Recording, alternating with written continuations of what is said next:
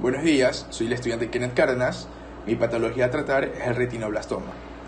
Esto es una patología causada por una mutación en el gen que controla la mitosis de la célula.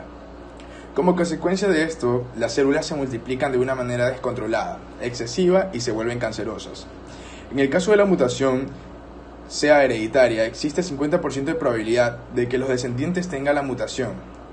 Esta generalmente afecta a los niños de 7 años. Aproximadamente la edad que se puede diagnosticar es entre 1 y 2 años de edad. En aproximadamente la mitad de los casos de esta patología, esta mutación se desarrolla básicamente en un infante cuyos descendientes nunca han tenido cáncer en el ojo, por lo que esta enfermedad es muy común en estos individuos. En otros casos, la mutación se presenta en varios miembros de la familia. Si la mutación es hereditaria, existe un 50% de probabilidad de que sus hijos de un descendiente afectado tenga la mutación. Por lo tanto, estos niños tendrán un alto factor de riesgo de desarrollar a lo largo de su vida la patología de retinoblastoma. Por lo general, la retinoblastoma se puede diagnosticar por un examen de retina. Sin embargo, los padres de los primeros descendientes que tienen esta patología se dan cuenta de los signos de este, y estos suelen aparecer como un reflejo blanco en la pupila del ojo. Bueno, en las características fenotípicas principales podemos observar que es la leucocoria, el estrabismo, la reducción de agudez visual, la hiperemia conjuntival, el exóftalmos y glaucoma o buftalmia. Como podemos ver en la primera imagen, la leucocoria hace que la pupila del ojo se refleje de color blanco, como se muestra en dicha imagen, en vez del color negro normal, ¿no? En la segunda imagen, como podemos observar, esa imagen se ve reflejado el síntoma de leucocoria en un ojo enucleado de una niña de 3 meses con retinoblastoma endofítico. Bueno, vamos a hablar sobre la etiología e incidencias de la enfermedad. La retinoblastoma es un tumor maligno que tiene origen por una mutación en el gen supresor de los tumores retinoblastoma. Esto ocurre en dos formas diferentes: genética con herencia y una que no es hereditaria. Un aproximado del 40% de los niños con retinoblastoma tienen la forma hereditaria. Se conoce que algo sucede mal en una parte del material genético del cromosoma 13, ya sea porque se pierde una parte del cromosoma o se altera y así provoca el cáncer. Bueno, vamos a hablar sobre la patogénesis, que son mecanismos moleculares. Una amplia variedad de reportes indica que del 17 al 83% de los pacientes con retinoblastoma tienen una alteración en el gen RB1.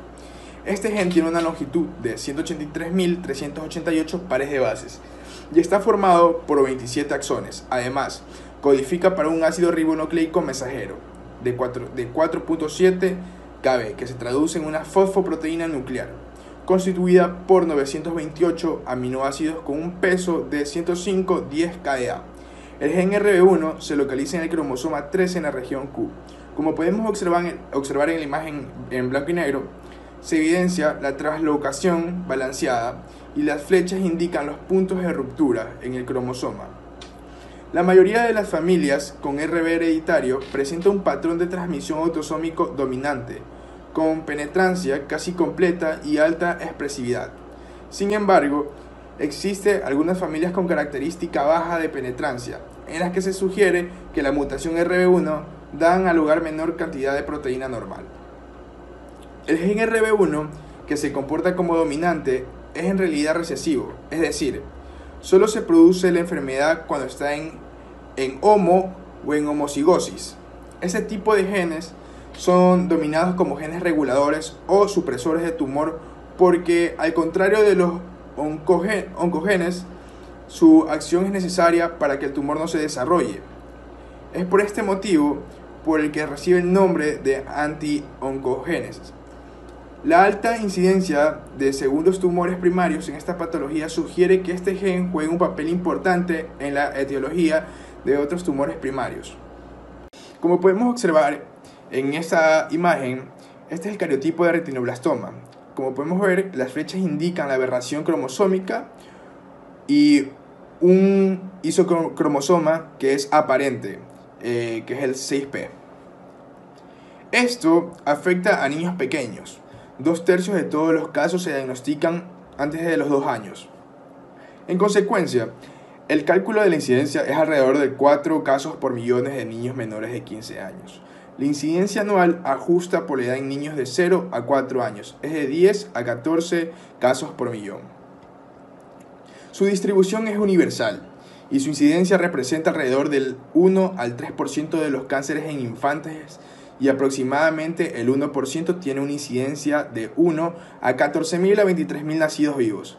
El retinoblastoma aparece esporádicamente por mutación genética espontánea o en forma familiar el 6% por transmisión autosómica dominante. En un análisis cromosómico, el estudio citogénico de alta resolución en linfocitos de sangre detecta de lesiones o reordenamientos en la región del Q14 del cromosoma 13. En aproximadamente el 5% de los pacientes con RB unilateral y el 7.5% de los bilateral. En 1% de los casos aparece alteraciones en mosaico. En el análisis molecular se detecta hasta un 85% de las mutaciones. Las técnicas empleadas incluyen el screening de mutaciones para mutaciones puntuales en regiones codificantes y análisis de ligamiento mediante el microsatélites y el sortem. Un análisis de genética es muy importante aspecto en el tratamiento del retinoblastoma. Esta clave de identificación de los individuos que portan la mutación germinal es decir hereditaria, ya que estos pacientes tienen una probabilidad del 80 al 90% de desarrollar la enfermedad y un 50% de transmitirlo a sus futuros hijos. En el tratamiento y control hay que tener presente que el objetivo principal del tratamiento tiene que ser mejorar la supervivencia del niño y en segundo lugar alcanzar la preservación del globo ocular y la mejor agudeza visual posible.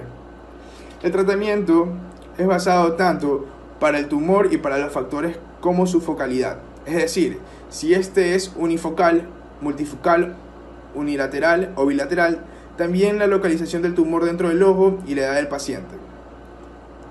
Entre las opciones para el tratamiento encontramos la enucleación. Consiste en la remoción del ojo con un segmento del nervio óptico para su estudio, cuando hay presencia del tumor en el globo ocular disfuncional, que está indicando en todos los casos unilaterales que cumplen criterios como ocupar más de la mitad del ojo, la extensión del humor vítreo, desprendimiento total de la retina, crecimiento de nuevos vasos en el iris, implicación del tumor en otras estructuras del ojo. También se encuentra la crioterapia, la quimioterapia, que son agentes de recirculación de ADN, alcaloides, vinca e inhibidores del ADN topoisomerasa 2, la termoterapia y la radioterapia. Manejo de la enfermedad intraocular. Para el retinoblastoma intraocular se utiliza la clasificación de Rees-Edwards, que estadifica con peor pronóstico retinoblastoma, con invasión y extensión tumoral. Manejo de la enfermedad extraocular. Normalmente se da en infantes y se puede beneficiar al combinar de la quimioterapia y la RH. Estos individuos suelen tener un mal pronóstico cuando son tratados con regímenes de dosis convencionales de quimioterapia. Bueno, también fenotipo. La mayoría de los pacientes presentan leucocoria, que en ocasiones se observa por primera vez después de tomar una fotografía con flash. El estrabismo es el segundo síntoma de presentación más frecuente y por lo habitual se correlaciona con compromiso macular. Los tumores intraoculares muy avanzados producen dolor, celulitis orbitaria, glaucomia o buftalmia. A medida de que el tumor progresa, los pacientes a veces presentan enfermedades orbitarias o metastásicas, que se encuentran metástasis en los ganglios linfáticos preauriculares y laterocervicales, en el sistema nervioso central o en forma sistemática, con frecuencia en los huesos, en la médula ósea y en el hígado. Como podemos observar en la primera imagen, es una niña de 3 meses con leucocoria en el ojo izquierdo por retinoblastoma. Cuando se sospecha diseminación extraocular, también es necesario sopesar si se evalúa la presencia de enfermedad metastásica mediante imágenes o análisis patológicos de riesgo alto en el ojo enucleado, es decir, invasión masiva de la coroides, compromiso de la esclerótida o del nervio óptico más allá de la lámina cribosa.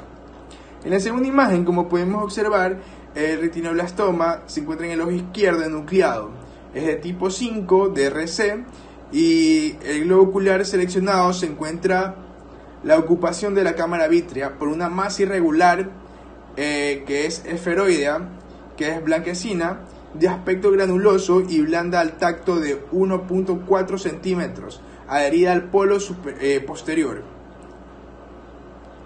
Los pacientes que presentan estas características patológicas en el ojo enucleado tienen un riesgo alto de metástasis. El retinoblastoma es un tumor que se presenta de forma hereditaria del 25 al 30% y no hereditaria del 70 al 75%. Bueno, sobre el árbol genealógico, este árbol es de una familia taiwanesa que tiene la patología, que es la retinoblastoma. Como podemos observar, las flechas muestran el caso índice. Los símbolos negros denotan a los individuos con retinoblastoma unilateral y las líneas inclinadas denotan a los individuos asintomáticos con mutación de RB1 y PB654L. El numeral, como podemos ver, que se encuentra súper pequeño, marca a los miembros de la familia que fueron evaluados, y el asterisco marca a las personas con mutación PB654L. La mutación RB1 y la PB654L se identificó en los miembros en la segunda fila, el tercero, como podemos observar. En la tercera fila, el tercero también tiene asterisco y tiene numeral. En la tercera fila también se encuentra el 6, también el 9 y también se encuentra el 10. En la cuarta fila se encuentra el 3, también se encuentra el 13, el 14, el 16 y el 22. Bueno, y para finalizar el diagnóstico, por lo general el diagnóstico de neuroblastoma se confirma por ecografía orbitaria, por resonancia magnética o por tomografía computarizada. En casi todos los cánceres puede detectarse calcificaciones por tomografía computarizada, pero sin embargo, si el nervio óptico impresiona normal durante la oftalmoscopía, la resonancia magnética es mejor para descubrir la extensión del cáncer al nervio óptico o a la coroides. Si se sospecha extensión del nervio óptico y se identifica compromiso coroide extenso, se debe solicitar una punción lumbar y una resonancia magnética del cerebro para buscar metástasis.